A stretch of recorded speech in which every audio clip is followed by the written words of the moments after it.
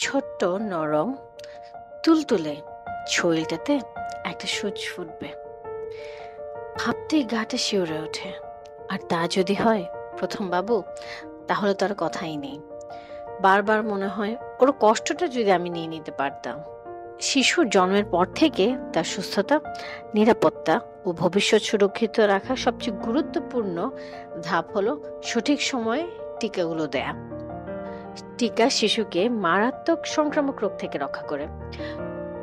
তবে প্রথমবার শিশুর শরীরে সূচ ঢোকার চিন্তাতেই অনেক মা বাবা ভয়, দুশ্চিন্তা আর অস্থিরতায় ভোগেন। তা আগে থেকে প্রস্তুতি নেওয়া খুব জরুরি, যাতে টিকাদান প্রক্রিয়া সহজ ও নির্ভর হয়। আসসালামু আলাইকুম everyone, welcome to our channel পুম্পায়ন মাম্মা। আপনি যদি আমাদের চ্যানেলে নতুন হয়ে থাকেন তাহলে বলবো এখনই সাবস্ক্রাইব করে ফেলুন এবং পাশে থাকা বেল আইকনে ক্লিক করে রাখুন প্রতি সপ্তাহে আমাদের কন্টেন্টগুলো পাবলিশ হওয়ার সাথে সাথে যেন আপনি দেখে নিতে পারেন। আজকে আমরা আমাদের ভিডিওতে কথা বলবো শিশুকে টিকা দেওয়ার পূর্ববর্তী এবং পরবর্তী করণীয় ধাপগুলো কি কি। তবে চলুন শুরু করা যাক। টিকা কেন্দ্রে যাওয়ার আগে শিশুকে অবশ্যই পেট ভরিয়ে খাইয়ে নিতে হবে, যাতে সে ক্ষুধার্ত না থাকে। টিকা দিতে গেলে শিশুর টিকা কার্ড অবশ্যই সঙ্গে নিতে হবে, কোনোভাবে ভুল করা যাবে না। শিশুকে ঢিলা ঢালা পোশাক পরাতে হবে, বিশেষ করে হাত এবং উরুতেই তো টিকাটা দেয়া হয়, এই জায়গাগুলো যেন খোলামেলা থাকে। ওই সময় যেন টেনে জামা কাপড় উপর নিচ করে ওই জায়গাটা খুলতে না হয়, কেননা এতে করে টিকা দেওয়ার পরে শিশু ব্যথা পেতে পারে। টিকা দেওয়ার সময় বাচ্চা নড়াচড়া করবে, এটাই কিন্তু স্বাভাবিক।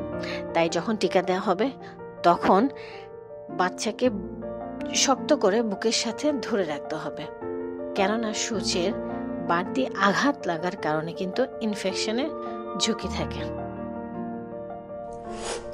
টিকা দেওয়ার জায়গায় কোনোভাবেই পানি, তেল, লোশন বা অন্য কোনো কিছু টিকা দেওয়ার 24 থেকে 48 ঘন্টার মধ্যে লাগানো যাবে না। জায়গাটা একেবারে শুকনা এবং পরিষ্কার রাখতে হবে।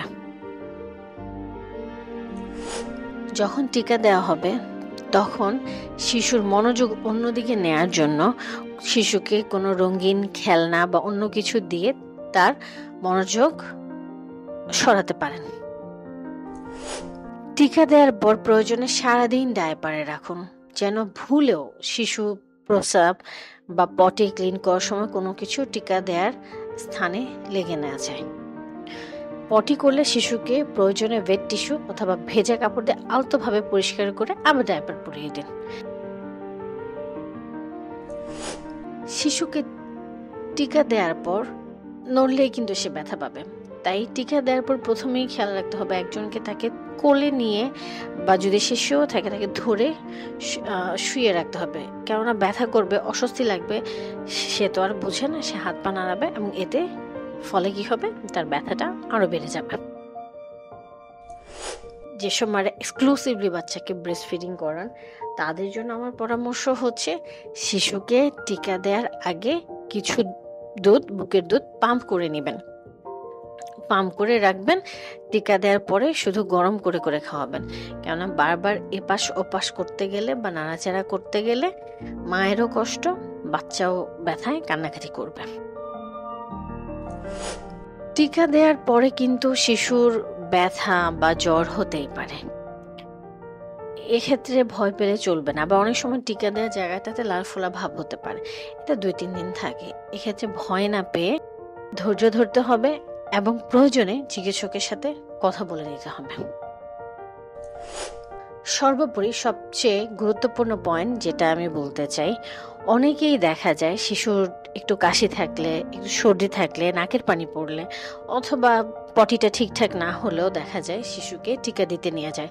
কিন্তু প্রতিটা বাবা মার জানতে হবে এবং মনে রাখতে হবে একজন অসুস্থ শিশু, সেটা হালকা নাকের পানি পড়ুক, হালকা পেটটা একটু ভালো না এমন যাক, অথবা অনেক জ্বর, অনেক সর্দি, অনেক পাতলা পায়খানা, যেটাই হোক না কেন এই অবস্থায় কিন্তু শিশুদের টিকা দেওয়া যায় না।